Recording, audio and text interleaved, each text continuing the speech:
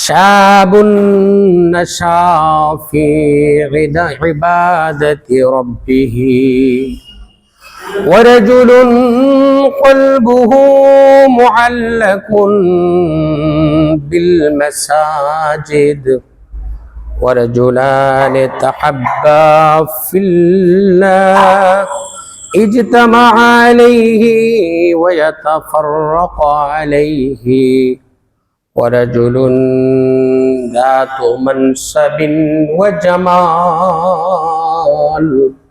فقال إني أخاف الله ورجل تصدق أخفاه حتى لا تعلم شماله وما تنفق يمينه ورجل ذكر الله خاليا ففاضت عيناه أو كما قال عليه الصلاة والسلام اللهم صل على محمد وعلى آل محمد كما صليت على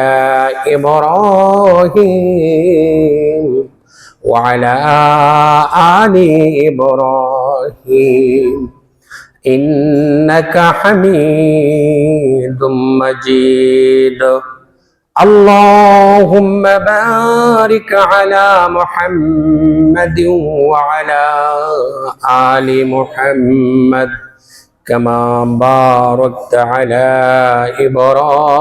إبراهيم وعلى آل إبراهيم إنك حميد مجيد سبحانك لا علم لنا إلا ما علمتنا إنك أنت العليم الحكيم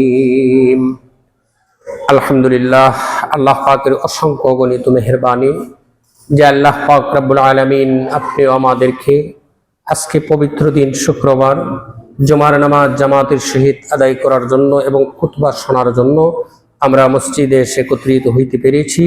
এই জন্য আল্লাহ পাক রব্বুল আলামিনের আলিশান দরবারে শুকরিয়া জ্ঞাপন করি, বলি আলহামদুলিল্লাহ। প্রচন্ড গরম, এর মধ্যে আবার কারেন্ট নেই, এরপরেও আমরা আল্লাহর ঘর মসজিদে আল্লাহ পাক রব্বুল আলামিনের রাজা মন্দিরের জন্য আমরা আসতে পেরেছি। এটা আল্লাহ পাক রব্বুল আলামিনের পক্ষ থেকে আমাদের প্রতি অনেক বড় একটি অনুগ্রহ এবং দয়া। আমি আপনাদের সম্মুখে সূরাতুল ইনফিতারের সর্বশেষ আয়াত তেলাওয়াত করেছি এবং রাসূল করিম সাল্লাল্লাহু আলাইহি ওয়াসাল্লামের অসংখ্য গণিত হাদিস থেকে একখানা হাদিসও পাঠ করেছি। আল্লাহ পাক রব্বুল আলামিন সূরাতুল ইনফিতারের সর্বশেষ আয়াতে যে কথাটির কথা বলেছেন, ইয়াউমা লা তামলিকু নাফসুন লিনাফসিন শাইআ, আমাদের প্রত্যেকের সামনে একটা দিন অপেক্ষা করতেছে, যে দিনটিতে মানুষ একজন অপরজন থেকে পালাবে। আচ্ছা, বুঝে থাকলে বলেন তো ওই দিনটির নাম কি? কিয়ামত। ওই দিনটির নাম কি? ইয়াউমা লা তামলিকু নাফসুন লিনাফসিন শাইআ। এমন একটি দিন আমাদের জন্য অপেক্ষা করছে। আল্লাহ পাক রব্বুল আলামিন তার বান্দাদেরকে স্মরণ করিয়ে দিতে চান, যেই দিনে পিতা তার সন্তান থেকে পালাবে, মা তার মেয়ে থেকে পালাবে, আত্মীয় তার আত্মীয় থেকে পালাবে, ভাই ভাই থেকে পালাবে, বন্ধু বন্ধু থেকে পালাবে। এমন একটা মহা দুর্যোগ, এমন একটা মহা বিপর্যয়, এমন একটা দিনের কথা আল্লাহ পাক রব্বুল আলামিন উল্লেখ করেছেন। ওয়াল আমরু ইয়াউমা ইযিল লিল্লাহ, ওই দিন কাহারও কোনো কথা বা কাহারও হুকুম, কাহারও কোনো ইচ্ছা থাকবে না, একমাত্র সবকিছুই আল্লাহর হুকুমেই অবধারিত হবে। সবকিছু কার হুকুমে হবে? আল্লাহ। আজকে দেখেন দুনিয়ার জমিনে আমরা বাস করছি, যেই সূর্যটা আমরা দেখছি ওই সূর্যটা 9,30,00,000 মাইল দূরে। আবার বিজ্ঞান বলে সূর্যের যেদিকে তাপ ওই দিকটা উপরের দিকে, আর যেই দিকে তাপ নেই ওই দিকটা দুনিয়ার দিকে। এরপরে 10 মিনিটের জন্য কারেন্ট গেলে আমাদের কি অবস্থা হয় বলেন তো দেখি। কিন্তু এমন একটা দিনের কথা আল্লাহ সূরাতুল ইনফিতারের ওই আয়াতে বলেছেন, এমন একটা দিন প্রত্যেকটা মানুষের জন্য অপেক্ষা করছে, যেই দিনটি আল্লাহ পাক রব্বুল আলামিন সূর্যকে বলবেন, রে সূর্য, তোর তাপ ছিল উপরের দিকে, আজকে থেকে তোর তাপ সব দুনিয়াবাসীর দিকে চলে আসবে, নিচের দিকে।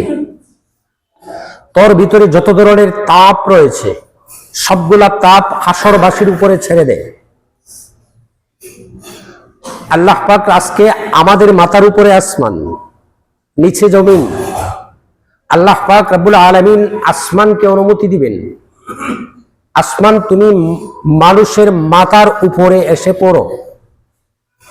হাদিসের মধ্যে আসছে ওই আসমান আধ হাত উপরে সূর্য আসবে, কোন কোন হাদিসে আসছে অর্ধ বিগত উপরে আসমান চলে আসবে, সূর্য চলে আসবে। বলেন তো দেখি 9,30,00,000 মাইল দূর থেকে যে সূর্যটা আমাদেরকে তাপ দেয়, এই তাপের অবস্থাটা আমাদের কেমন হয়? ওই দিন যদি ওই সূর্যকে আল্লাহ অনুমতি দেন, তুমি আধ হাত উপরে চলে আসো, মানুষের মাথার আধ হাত উপরে সূর্য থাকে, তাহলে গরমের কি অবস্থা হবে? হাদিসের মধ্যে আসছে মানুষ হাসরের ময়দানের এমন একটা হায়বাত এবং মুসিবতের মধ্যে পড়ে যাবে, নিচে তামার জমিন, জমিনকে আল্লাহ অনুমতি দিবেন, জমিন তুমি এখন আর মাটির থাকলে চলবে না, তুমি এখন হয়ে যাও তামা। মাটি গরম হয় দেরিতে না তাড়াতাড়ি? দেরিতে। মাটি গরম হয় দেরিতে। তামা এমন একটি উপাদান, গরম হয় তাড়াতাড়ি, ঠান্ডা হয় দেরিতে। আল্লাহ পাক রব্বুল আলামিন এই জমিনকে অনুমতি দিবেন, তুমি হয়ে যাও তামার। আকাশকে অনুমতি দিবেন, তুমি নেমে যাও মাথার উপরে। সূর্যকে অনুমতি দিবেন, তোমার ভিতরে যত ধরনের তাপ রয়েছে সবগুলা তাপ হাসরবাসীর উপরে ছেড়ে দাও। হাদিসের মধ্যে আসছে মানুষ গরমের যন্ত্রণায় গ্রামের সাগরে হাবুডুবু খাবে, যার যে পরিমাণ গুনাহ এবং পাপ হবে, কেউ হাঁটু পর্যন্ত ঘামে ভিজে যাবে, কেউ কোমর পর্যন্ত, কেউ বুক পর্যন্ত, কেউ গ্রামের সাগরে হাবুডুবু খাইবে। বলেন তো দেখি আমার অবস্থাটা কেমন? যেই দিন সন্তান তার বাবাকে চিনবে না, বাবা তার সন্তানকে চিনবে না, মা তার সন্তানকে অস্বীকার করবে, বন্ধু বন্ধু থেকে পালাবে, ভাই ভাই থেকে পালাবে। ওই দিন শুধু বলবে, হায় আমার কি উপায়, হায় আমার কি উপায়, আমার কি হবে, আমার কি হবে। নবীরা পর্যন্ত বলবে, ইয়াকুলু আদম সফিউল্লাহ নফসি নফসি, ইয়াকুলু নূহ নবিয়ুল্লাহ নফসি নফসি, ইয়াকুলু ঈসা রূহুল্লাহ নফসি নফসি। সকল নবীরা পর্যন্ত ইয়া নফসি বলবে। আল্লাহ আমার কি উপায়, আল্লাহ আমার কি উপায়। হাসরের ময়দানে আমার এই অবস্থা থেকে কিভাবে পরিত্রাণ পাই? যদি বিচার দিবসটা কায়েম হয়ে যায়, যদি বিচার দিবসটা কায়েম হয়ে যায়, জান্নাতে যাব না হয় জাহান্নামে যাব, একটা তো হবেই। কিন্তু এই অপেক্ষা করা আর ধৈর্য হচ্ছে না, এই গরম, হাসরের গরম আর সহ্য করতে পারছি না। আল্লাহ আমার কি উপায়, আল্লাহ আমার কি উপায়। ওই দিন আল্লাহ পাক রব্বুল আলামিন বলবেন, দুনিয়ার জমিনে আমার নাম ছিল রহমান, দুনিয়ার জমিনে আমার নাম ছিল রাহিম। আমি রহমান নামের কারণে, আমি রাহিম নামের কারণে আমার একটা চরম অবাধ্য বান্দাকেও আমি খাবার তুলে দিয়েছি, আমার একটা চরম অবাধ্য বান্দাকেও আমি অক্সিজেন দিয়েছি, আমার একটা চরম অবাধ্য বান্দাকেও আমি বাতাসের ব্যবস্থা করে রেখেছি, আমার একটা চরম অবাধ্য বান্দাকেও আমি পানির ব্যবস্থা করেছি। কিন্তু ওই দিন আল্লাহ পাক রব্বুল আলামিন বলবেন, আমার কাছে রহমান নামের কোনো সিফত থাকবে না, আমার কাছে রাহিম নামের কোনো সিফত থাকবে না। ওই দিন শুধু আল্লাহর কাছে একটা সিফত থাকবে, এই সিফতটার নাম হচ্ছে কাহ্হার। আল্লাহ খুব রাগান্বিত, আল্লাহ খুব রাগান্বিত, আল্লাহ খুব রাগান্বিত। আল্লাহ পাক রব্বুল আলামিন হাসরবাসীকে বলবেন, এ হাসরবাসী, আজকের দিনের বিচারের মালিক কে? বলো দেখি আজকের দিনের বিচারের মালিক কে? লিমানিল মুলকুল ইয়াউম, এই মহান রাজত্বের মালিক কে বলো? দুনিয়াতে রাজত্বগিরি করেছো, দুনিয়াতে চেয়ারম্যানগিরি করেছো, দুনিয়াতে মেম্বারগিরি করেছো, দুনিয়াতে অনেক তুমি অধিকার খাটিয়েছো, অনেক তুমি শক্তি দাপটের বড়াই দেখিয়েছো। আজকে বলো, আজকের এই মহাদিনের শক্তির অধিকারী কে? ওই কথাটাই আল্লাহ সূরাতুল ইনফিতারের মধ্যে বলেছেন, ইয়াউমা লা তামলিকু নাফসুন লিনাফসিন শাইআ ওয়াল আমরু ইয়াউমাইযিন লিল্লাহ। ওই দিন মানুষ থেকে পালাবে, যেই দিন আল্লাহ পাক রব্বুল আলামিনের নির্দেশে একমাত্র জারি থাকবে। আল্লাহ পাক রব্বুল আলামিন নির্দেশে হাসরের ময়দানের অবস্থা এমন হবে। আল্লাহ তুমি মাফ করে দাও। সকলে বলি, আল্লাহ তুমি মাফ করে দাও। এক সেকেন্ডের আযাব তো সহ্য করতে পারবো, এক সেকেন্ডের আযাব তো সহ্য করতে পারবো। ওই দিনে আল্লাহ পাক রব্বুল আলামিন বলেন, আমি আপনাদের সম্মুখে তিরমিজি এবং বুখারীর একটি প্রসিদ্ধ হাদিস তেলাওয়াত করেছি, পাঠ করেছি। ওই দিনেও আল্লাহ পাক রব্বুল আলামিন বলেন, 7 ধরনের লোককে যেই দিন আরশের ছায়া ব্যতীত কোনো ছায়া থাকবে না, ওই দিন আল্লাহ পাক রব্বুল আলামিন 7 ধরনের লোককে আরশের ছায়ার নিচে স্থান দেবেন। বলেন আলহামদুলিল্লাহ। প্রথম নাম্বারেই বলেন আল ইমামুল আদিল, ন্যায়পরায়ণ বাদশাহ অথবা ন্যায় বিচারক। ন্যায়পরায়ণ বাদশাহ অথবা ন্যায় বিচারক। এখানে ন্যায়পরায়ণ শাসক যদি হয়, তাহলে শাসকের গুণ থাকতে হবে 4টা। কয়টা? ন্যায়পরায়ণ শাসক যদি ধরা হয়, তাহলে শাসকের গুণ থাকতে হবে 4টা।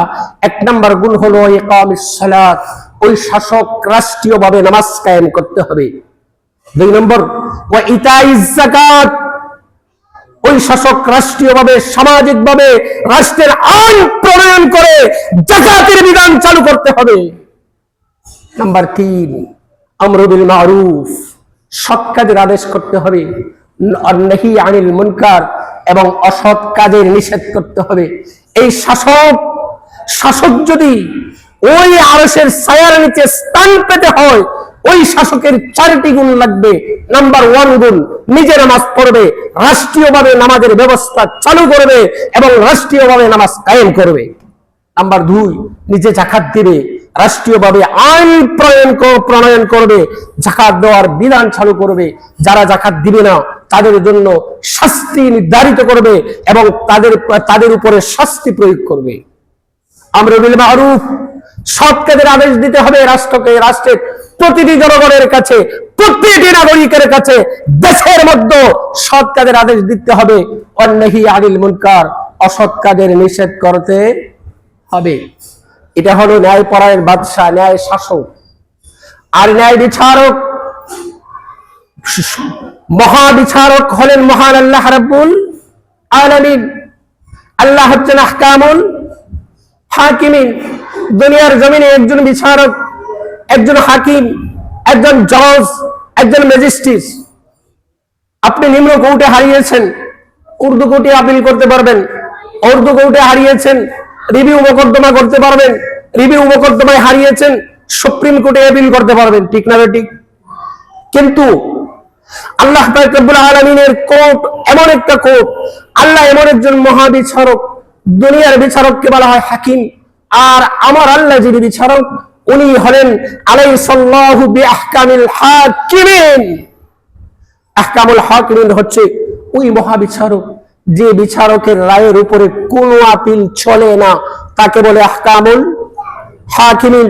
আর যেই বিচারকের রায়ের উপরে আপিল চলে তাকে বলা হয় হাকিম। আর যার রায়ের বিরুদ্ধে কোনো আপিল চলে না, তার নাম হচ্ছে আহকামুল হাকিমিন। দুনিয়ার বিচারকের নাম হচ্ছে হাকিম, আর পরকালের মহাবিচারক যিনি হবেন তিনি হচ্ছেন আহকামুল হাকিমিন। আল্লাহ পাক রব্বুল আলামিন বলেন, যারা দুনিয়াতে ন্যায় বিচার কায়েম করবে, যারা আত্মীয়করণ করবে না, যারা দলীয়করণ করবে না, এই অপরাধটিকে আমার দলের লোক করেছে, এই অপরাধটিকে আমার সন্তান করেছে, ওই অপরাধটিকে আমার কোনো আত্মীয় করেছে, ওই অপরাধটি আমার কোনো শুভাকাঙ্ক্ষী করেছে, না, তা হতে পারে না। আইন তার নিজস্ব গতিতে চলবে। আমার সন্তানের ব্যাপারে যে আইন, আমার আত্মীয়ের ব্যাপারে যে আইন, আমার ঘনিষ্ঠজনদের ব্যাপারে যে আইন, আমার শত্রুর ব্যাপারেও সেই আইন। এক ইহুদি রাসূল করিম সাল্লাল্লাহু আলাইহি ওয়াসাল্লামের কাছে এসে বিচার দিছে, ইয়া রাসূলুল্লাহ, ইয়া হাবিবাল্লাহ, আপনার কুরাইশ বংশের অমুক ব্যক্তি আমার মাল চুরি করেছে। হাসান হুসাইন কাছে বসা, আবু বকর উমর কাছে বসা। ওরে মনে মনে ওরা মনে মনে ভাবতেছে ওই লোকটা তো রাসূলের আত্মীয়, কুরাইশ বংশের, এবং রাসূল যদি কোরআন অনুযায়ী আইন প্রণয়ন করেন তাহলে তার হাত কেটে দিতে হবে। তার হাত যদি কেটে দেয় কুরাইশ বংশের বদনাম হবে, রাসূল করিম সাল্লাল্লাহু আলাইহি ওয়াসাল্লামের দুর্নাম হবে, রাসূল করিম সাল্লাল্লাহু আলাইহি ওয়াসাল্লামের বংশের দুর্নাম হবে। এইবার আবু বকর বলতেছে, হে ওমর, তুমি চাও গিয়ে মুহাম্মদুর রাসূলের কাছে কানে কানে গিয়ে বলো অপরাধ যে ব্যক্তিটি করেছে ওই ব্যক্তিটি হলো ওই লোক রাসূলের আত্মীয়। ওমর বলতেছে, না, আমি যত বড় সাহসী হই রাসূলের কাছে এই অফার আমি দিতে পারবো না। আবু বকর, তুমি চাও? আবু বকর বলতেছে, আমাকে রাসূল যতই মায়া করেন এরপরও রাসূলের কাছে ওই অফার আমি দিতে পারবো না। এরা দুজন মিলে বলল, হাসান হুসাইনকে তো রাসূল সবচেয়ে বেশি আদর করেন। হাসান হুসাইন রাসূলের কুলে বসে উরুতে বসে কথা বলে, হাসান হুসাইনকে পাঠানো হোক। হাসান হুসাইন যেন রাসূল করিম সাল্লাল্লাহু আলাইহি ওয়াসাল্লামের কানে ওই মেসেজটা পৌঁছিয়ে দেয়, যেই লোকটি চুরি করেছে ওই লোকটি হচ্ছে আপনার বংশের বা আপনার গোত্রের। হাসান হুসাইন গেল, গিয়ে বলতেছে, ও নানা, এই যে লোকের চুরির ব্যাপারে আজকের এই বিচার কার্য তৈরি হয়েছে, একটু ভালো করে শুনুন। ওই লোকটা আমাদের অমুক আত্মীয়, ওই লোকটা হচ্ছে কুরাইশ বংশের। রাসূল করিম সাল্লাল্লাহু আলাইহি ওয়াসাল্লাম এমতো অবস্থায় বসা ছিলেন, রাগান্বিত হয়ে দাঁড়িয়ে গেলেন, আঙ্গুল একটি উপরে উত্তোলন করে বললেন, তুমি কি হাসান হুসাইন মনে করো যে আমি চুরি করেছে আমার বংশের লোক, তার ব্যাপারে এক ধরনের বিচার হবে আর আমার শত্রুর ব্যাপারে এক ধরনের বিচার হবে? তা কখনো হতে পারে না। এই চুরি যদি আমার কন্যা তোমাদের মামা ফাতেমা রাদিয়াল্লাহু তাআলা আনহা যদি ওই চুরির অপরাধী হয়, আমি রাসূলের আদালতে আমি রাসূল ওই ফাতেমার হাতটা কেটে দিব। আমি একটু দ্বিধাবোধ করব না, এটা আমার মেয়ে। বিচারক, আপনি বিচার করছেন না?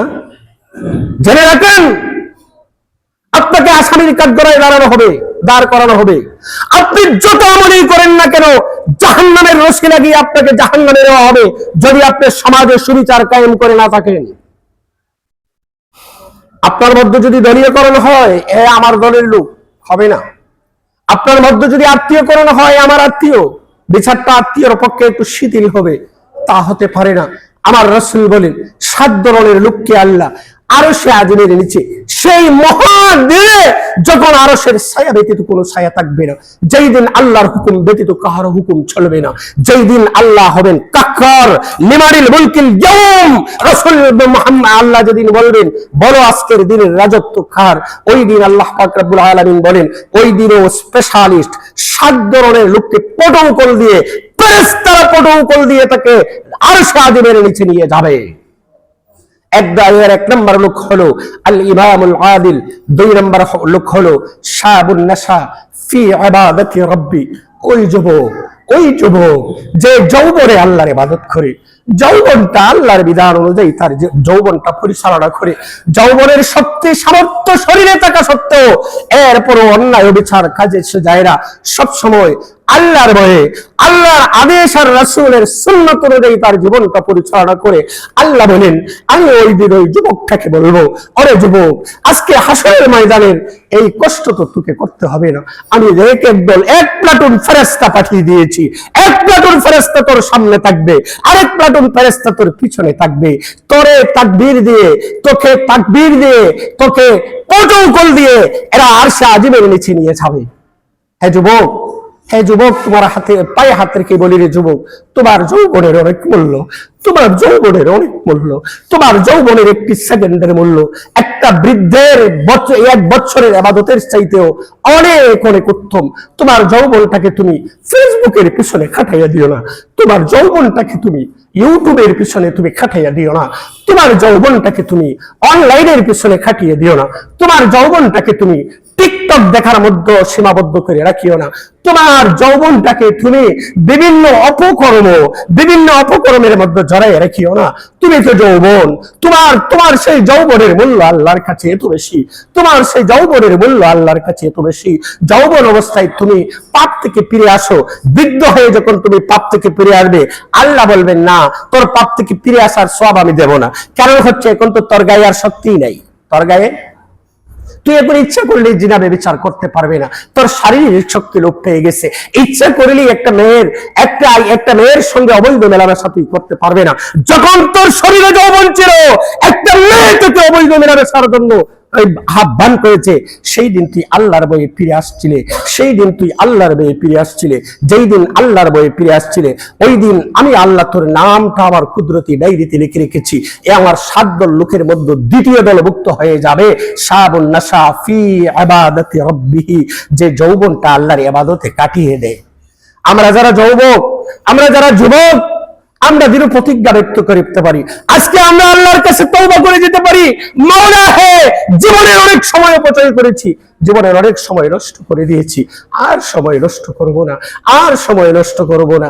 এখন থেকে একটি ওয়াক্ত নামাজও আমি আর কোনোদিন ছাড়বো না, এখন থেকে আমি একটি মিথ্যা কথাও বলবো না, এখন থেকে একটা অন্যের হক আর কোনোদিন নষ্ট করব না, এখন থেকে আর কোনো পর্নোগ্রাফি উলঙ্গ ছবি দেখে আমি জীবনটাকে নষ্ট করে দিব না, এখন থেকে মোবাইল হাতে নিয়ে ফেসবুকের মাধ্যমে, ইউটিউবের মাধ্যমে, গুগলের মাধ্যমে বিভিন্ন ভাবে কোনো ধরনের গুনাহ পাপ কর্ম সম্পাদন করব না, পাপ কর্ম সম্পাদন করব না। আমার যৌবনটাকে কাটিয়ে দিব আল্লাহর আদেশের ভিতরে, আমার যৌবনটাকে কাটিয়ে দিব রাসূল করিম সাল্লাল্লাহু আলাইহি ওয়াসাল্লামের সুন্নতের উপরে।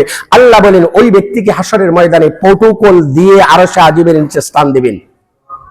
নাম্বার 3, ওয়ারাজুলুন কলবুহু মুআল্লাকুন বিল মাসাজিদ। 3 নম্বর ব্যক্তি হলো যেই ব্যক্তির অন্তরটা মসজিদের মধ্যে লেগে থাকে, যেই ব্যক্তির অন্তরটা মসজিদের মধ্যে লেগে থাকে।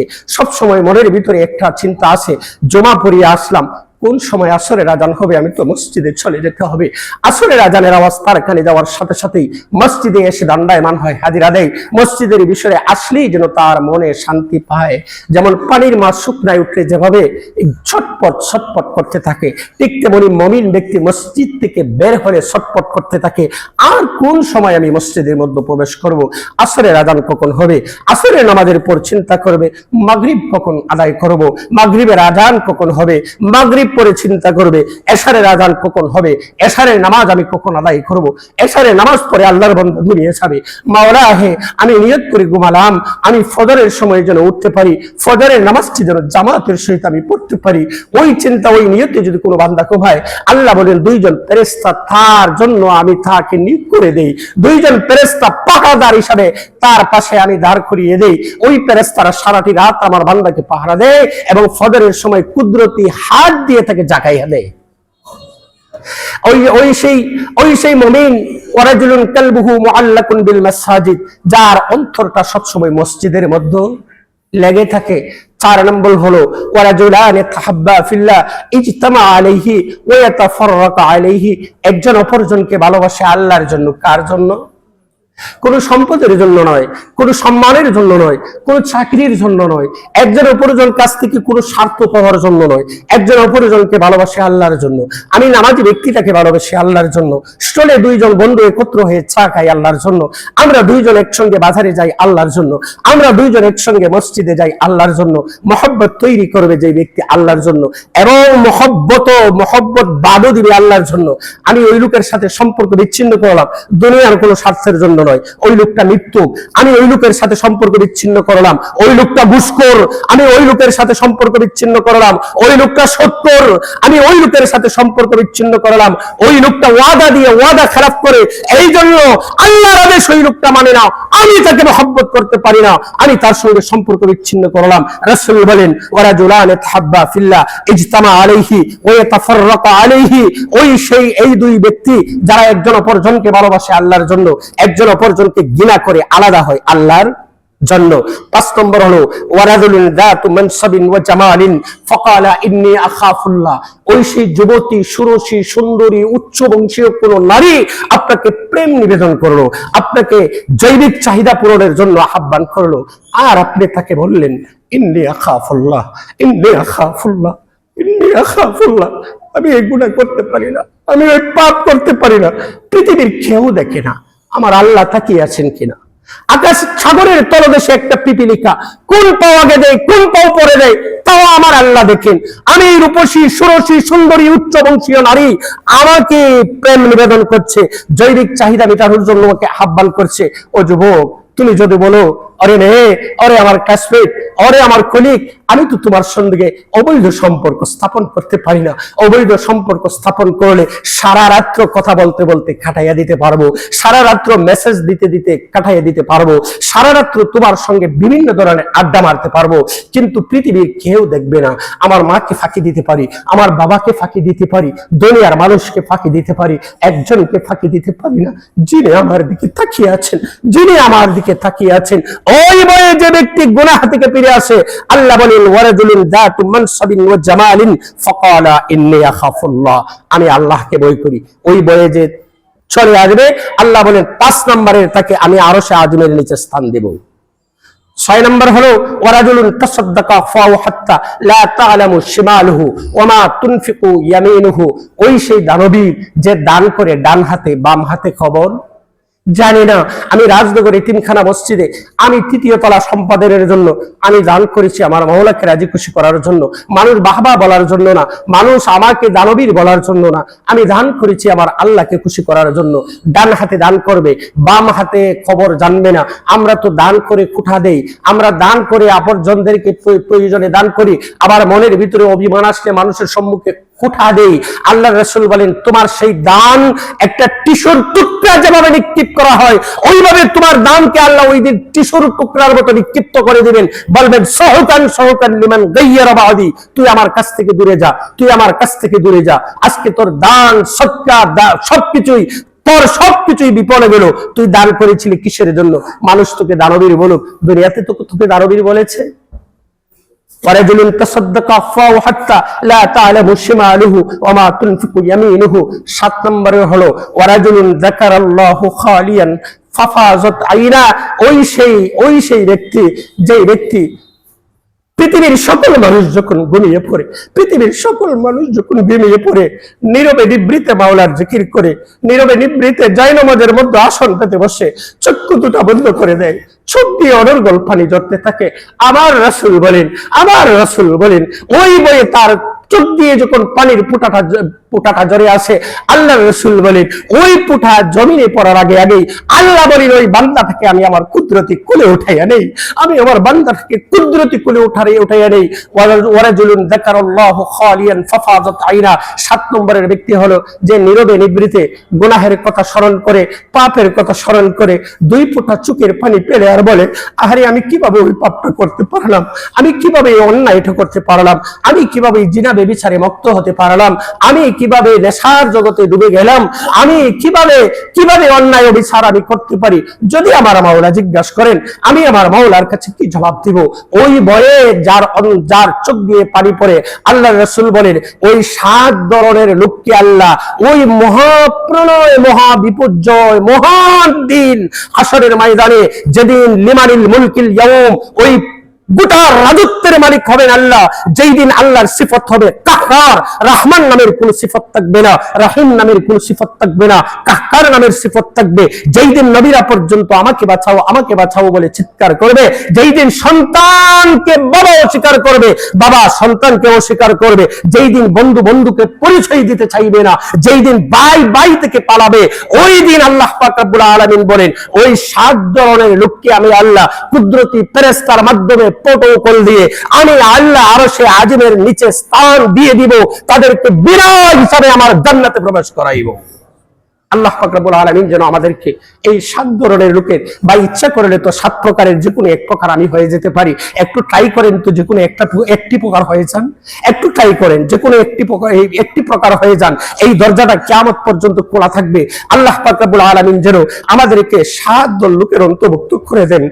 আমি নিজেকে বলি মাওলা এই 7 দল লোকের অন্তর্ভুক্ত যদি তুমি না করো, 7 দল লোকের অন্তর্ভুক্ত যদি তুমি না করো, তোমার কাছে জবাব দেওয়ার কোনো রাস্তা থাকবে না, তোমার সামনে দাঁড়িয়ে জবাব দেওয়ার কোনো রাস্তা থাকবে না। জবাব দিয়ে হিসাব দিয়ে জান্নাতে যাওয়ার কোনো ব্যবস্থা নেই। আল্লাহর কাছে সবসময় দোয়া করতে হবে, আল্লাহ তুমি আমাকে 7 দল লোকের অন্তর্ভুক্ত করে দাও, এই 7 দল লোকের অন্তর্ভুক্ত করে দাও। আমরা যা শুনেছি এবং যা শুনেছি এরপর পরিপূর্ণভাবে আমল করার তৌফিক